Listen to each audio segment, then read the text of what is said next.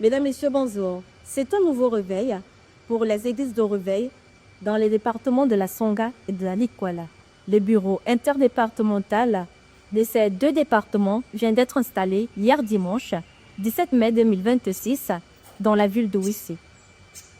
À l'occasion du renouvellement des instances de base du bureau exécutif de ces deux départements, notamment la Songa et la Likwala, cette personne se sont vues au magistère suprême. Désormais, ils vont conduire les destinées de ce bureau, du bureau interdépartemental Songa-Likwala, du Conseil des églises de Ruvel.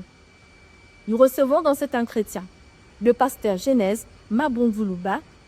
Il est secrétaire général du Conseil exécutif national. Avec lui, nous allons discuter des missions, de la vision, ainsi que des réalisations du Conseil supérieur des églises de réveil du Congo et surtout des missions du bureau exécutif du Conseil interdépartemental Songa-Likwala qui vient d'être installé. A tout de suite pour la suite.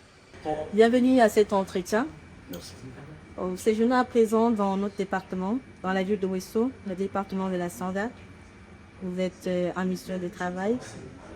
Vous êtes le secrétaire général du Conseil national des églises de réveil du Congo. Est-ce qu'on peut, d'entrée de jeu, savoir comment se porte l'église de réveil à travers le pays? Merci. Nous pensons que l'église de réveil se porte bien.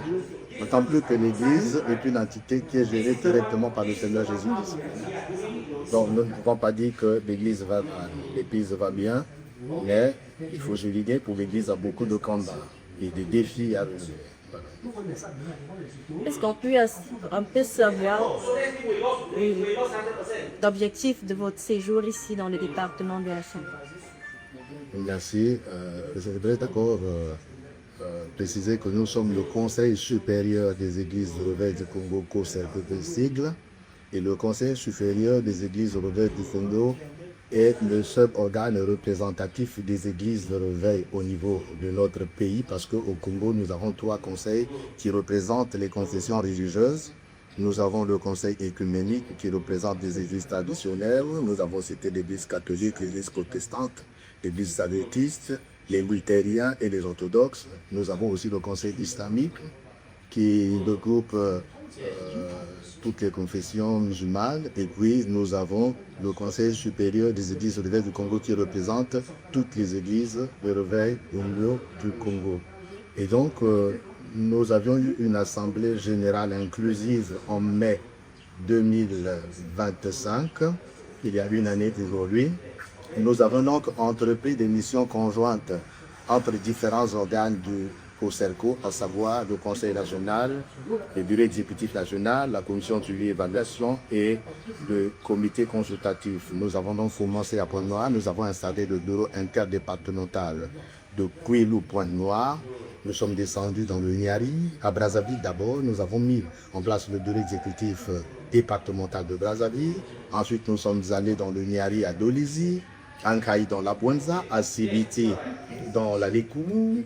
Nous sommes allés installer, avant d'arriver ici, les bureaux départementaux, les bureaux interdépartementaux de la Nkeni à Lima, Djoué-Fini et les plateaux. Ensuite, nous avons installé les bureaux départementaux de la Côte-Nord, de la Cuvette Ouest et de Congo-Bangui, non, de la Cuvette Ouest. Et nous sommes venus ensuite ici pour installer les bureaux départementaux de la Likwala et de la Songa. Donc, nous sommes ici en pleine mission d'installation du bureau interdépartemental de la Songa et la Likwala. Et le bureau est déjà installé depuis hier. Donc, nous sommes au terme de notre mission.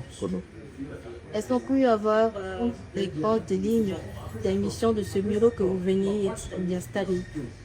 Oui, le Conseil supérieur des églises de réveil de réseau de façon globale a entre autres mission de représenter les églises de réveil auprès des pouvoirs publics, de les encadrer, de faire en sorte que les églises soient encadrées, unies. Donc nous travaillons pour l'unité du corps de Christ au Congo voilà, après les missions de façon globale. Nous travaillons pour l'unité du corps de Christ, nous travaillons pour encadrer le corps de Christ et nous travaillons aussi dans le sens de défendre les intérêts des églises de réveil auprès de l'État. Bien entendu, une représentante de ces églises pour que je dois tourner. Ce bureau que vous venez d'installer, c'est pour une durée de combien d'années? Le mandat est de 4 ans. Malheureusement, nous avons déjà entamé le mandat depuis une année aujourd'hui. Donc le bureau qui vient d'être installé aujourd'hui va terminer le mandat. Donc il reste 3 ans à compter de chez nous lorsque le mandat est de 4 ans et nous avons déjà fait chômer une année. Et ce retard s'explique par le fait qu'il fallait couvrir toute la réfugie et ça nécessite des moyens. Et donc, il faut se préparer judiciairement pour faire ces missions-là. Et c'est ce qui explique que les retards avec les heures, nous sommes en train d'installer les bureaux départementaux et interdépartementaux. Qui peut être membre du bureau interdépartemental du conseil des Alors, le Conseil supérieur des églises de réveil du Congo regroupe tous les pasteurs qui sont dans le secteur de presse. Donc, tout pasteur d'église de réveil est d'office membre du Conseil supérieur des églises de réveil du Congo. Mais pour être membre du Conseil supérieur des églises de réveil du Congo, tout pasteur ne peut pas être éligible. Pour être éligible, il faut que le département dans lequel vous évoluez vous choisisse et vous délègue à l'Assemblée générale. Et une fois délégué à l'Assemblée générale fait de vous un conseiller. Donc, si vous êtes conseiller, à ce moment-là, vous pouvez être éligible. Et donc, par exemple, quand l'Assemblée générale désigne les conseillers nationaux, c'est au sein du Conseil national qu'on va élire le bureau du Conseil national et c'est au sein du Conseil qu'on va élire le bureau exécutif national. Et les bureaux départementaux ou interdépartementaux dépendent directement du bureau exécutif national. Et donc, eux aussi, les mêmes critères qui s'appliquent au bureau exécutif national s'appliquent aussi dans les départements. Mais il peut arriver que lorsqu'on arrive dans un département, s'il y a 3 conseillers, par exemple, dans un département, alors que le bureau doit être composé de 6 personnes, à ce moment-là, on peut prendre les personnes non conseillers et qu'ils fassent partie du bureau. Donc, évidemment, pour faire partie du bureau ici, par exemple, il faut être qu'un master, il faut être quand même un ancien, un pasteur qui est reconnu et qui a de l'expérience. Il faut jouer d'un bon témoignage. Donc, en sus d'être conseiller, il faut jouer d'un bon témoignage. Il faut lire à les autres acteurs, il faut être actif dans les activités du corps de Christ. S'il peut y avoir le nombre de personnes qui composent actuellement le bureau interdépartemental Sangha-Likoala. Oui, le bureau interdépartemental Sangha-Likoala est composé de 6 personnes. Et parmi les 6, il y a des dames. Et je peux les citer si vous voulez. Le bureau interdépartemental Sangha-Likoala est composé comme suit: président, le pasteur Bengo son Baptiste. Le vice-président, c'est le pasteur Ngimouni Patrice. Le secrétaire général, c'est le pasteur Boro Nessop. Le secrétaire général adjoint, le pasteur Tchemaga Albert. Le trésorier général, la trésorière générale, c'est donc la pasteur Mpou Colette. Et enfin, nous avons le trésorier général adjoint, le pasteur qui vocalise. Ainsi présenter le bureau interdépartemental Sangha-Likoala qui auront la responsabilité de conduire les missions du Conseil supérieur du bureau dans ces 2 départements. Alors, est-ce qu'il y a une difficulté dont vous faites face, le Conseil fait face à travers nos pays? Comme vous les énumérer ici et comment elles s'utilisent à arranger, à pallier à ces problèmes? Nous avons des difficultés dans le logistique d'abord. Vous voyez, par exemple, nous avons fait Poisinoa, Rukizu, Reniari, Las Buenza, Lalekunu, Brazzaville, Tuelechini, Kenya, Lima, les plateaux, et nous sommes montés dans la cuvette, et ainsi de suite, jusqu'ici à Wesso. Nous devons nous déplacer. Malheureusement, nous ne pouvons pas nous déplacer par avion parce qu'il n'y a pas d'aéroport partout où nous allons. Donc, nous sommes obligés de nous déplacer en véhicule. Et donc, quelquefois, nous avons des difficultés du fait que il y a des zones qui sont vraiment difficiles à approcher.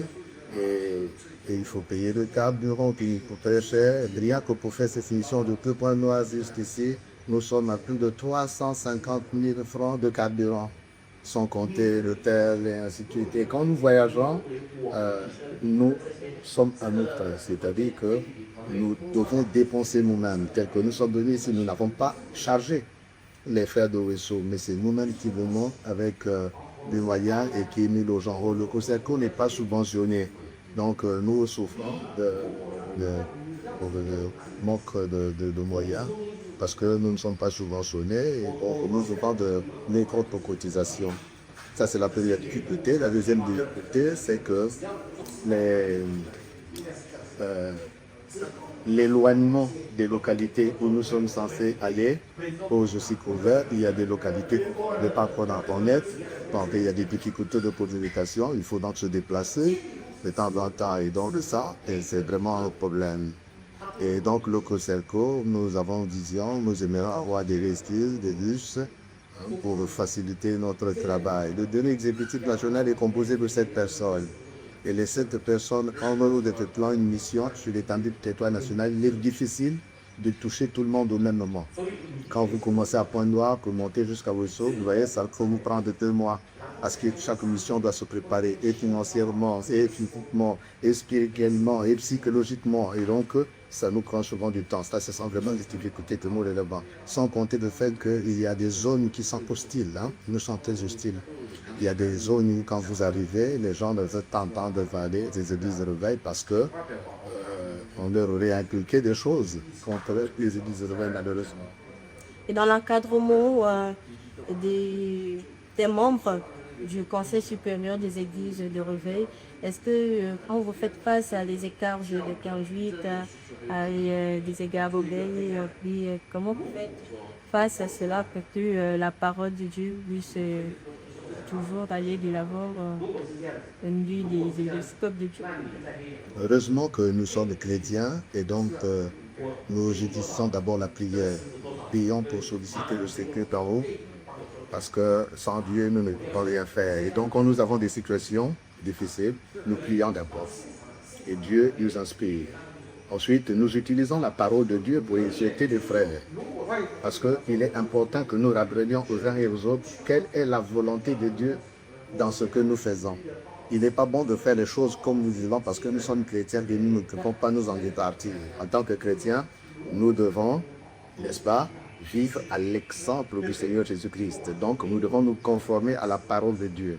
Et quand nous voulons conseiller, encadrer les bien-aimés, évidemment, nous sommes obligés de les exhorter, tenant compte de ce que la Bible dit, de ce que la parole de Dieu nous conseille. Et c'est comme ça que nous travaillons. Bon, mais il y a aussi des gens qui sont difficiles à comprendre parce que lorsque vous expliquez des choses, bon, moi je comprends cela. Il y a ce qu'on appelle les facteurs du développement humain, ils sont 4. Et dans ces 4 facteurs du développement humain, il y a le facteur de l'hérédité, il y a le facteur de l'apprentissage, il y a le facteur du milieu, mais il y a aussi le facteur de la maturité. Malheureusement, vous allez remarquer que tout le monde n'a pas le même degré de maturité. Et donc, il y a des gens qui ont une capacité de compréhension retardée et une capacité de rétention retardée aussi. Quand vous expliquez quelque chose, pour qu'ils comprennent, il a besoin qu'on répète ça 10 fois, tandis qu'il y en a de ceux qui comprennent dès la première explication. Il y en a qui retiennent aussi dès la première explication, mais pour certains, il faut revenir sur ça plusieurs fois avant qu'ils ne comprennent. Et donc, ce sont des difficultés. Malheureusement, nous ne pouvons pas rejeter quelqu'un. Donc, nous sommes obligés de nous accepter et de faire preuve de patience et de continuer de faire de la pédagogie jusqu'à ce que tout le monde comprenne. Voilà, donc on ne peut pas écarter quelqu'un. Et malheureusement, nous tous, nous n'avons pas la même vision. Et quelquefois, quand vous essayez d'orienter quelqu'un comme ceci, lui, il va à gauche et ainsi de suite. Mais nous ne pouvons pas le chasser, nous ne pouvons pas le combattre. Nous sommes obligés de faire de la pédagogie et nous prions surtout pour que Dieu touche les cœurs des uns des autres, pour que nous puissions partager la même vision et que nous ayons aussi la même compréhension des textes. Alors, depuis l'existence du Conseil supérieur des Églises du Réveil du Congo, est-ce qu'il est déjà arrivé un cas d'exclusion d'un des membres du Conseil? Bien que les textes fondamentaux du COSERCO aient prévu les exclusions, mais depuis que le COSERCO a commencé, nous n'avons jamais exclu quelqu'un parce que nous sommes pasteurs et nous supposons qu'il faut toujours apporter une seconde chance aux autres. Donc, quand bien même des frères se comportent mal, nous essayons de les ramener à la raison, nous leur parlons, nous prions pour eux, on n'a jamais exclu quelqu'un. Nous arrivons pratiquement au thème de cet entretien. Est-ce que vous avez un message à adresser aux frères, au bureau? D'abord, au bureau interdépartemental qui vient d'être installé, ils ont une lourde responsabilité, celle de conduire le peuple de Dieu dans ces deux départements-là. Est-ce que vous avez un message particulier à ce bureau de cette personne que vous venez d'installer? Oui, je leur dis que l'œuvre de Dieu ne dépend pas d'un homme. Dieu ne travaille pas qu'avec un homme. La Bible dit que celui qui croit savoir quelque chose n'a pas encore su comme il faut connaître. Parce que nous nous connaissons comme parts. Et puis, les grâces diffèrent. Et nous n'avons pas les mêmes compétences, les mêmes capacités, les mêmes qualités. Nous n'avons pas les mêmes talents et nous n'avons pas les mêmes connaissances. Vous voyez, vous êtes journaliste, vous pouvez avoir étudié ensemble, vous êtes formé ensemble avec un autre journaliste, mais vous n'avez pas les mêmes mots, vous n'avez pas les mêmes vocabulaires.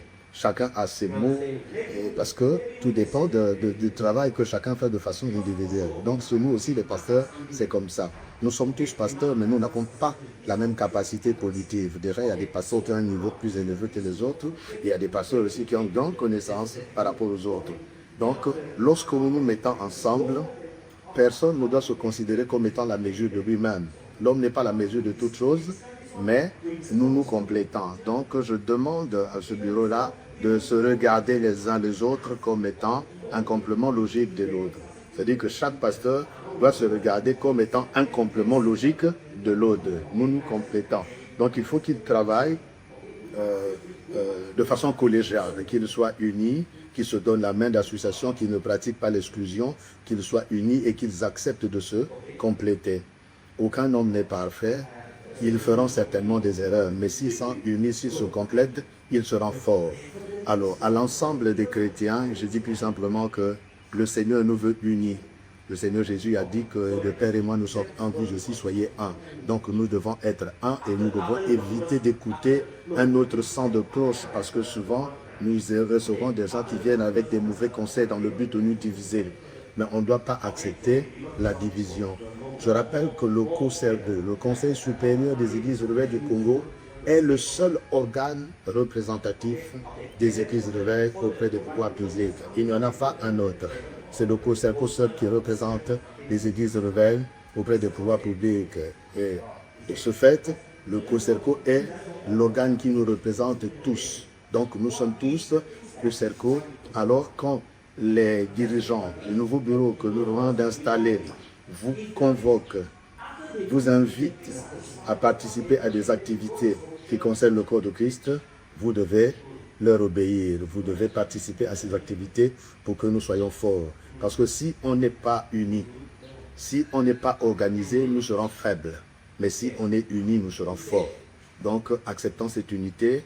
Les membres du bureau ne sont pas forcément les meilleurs.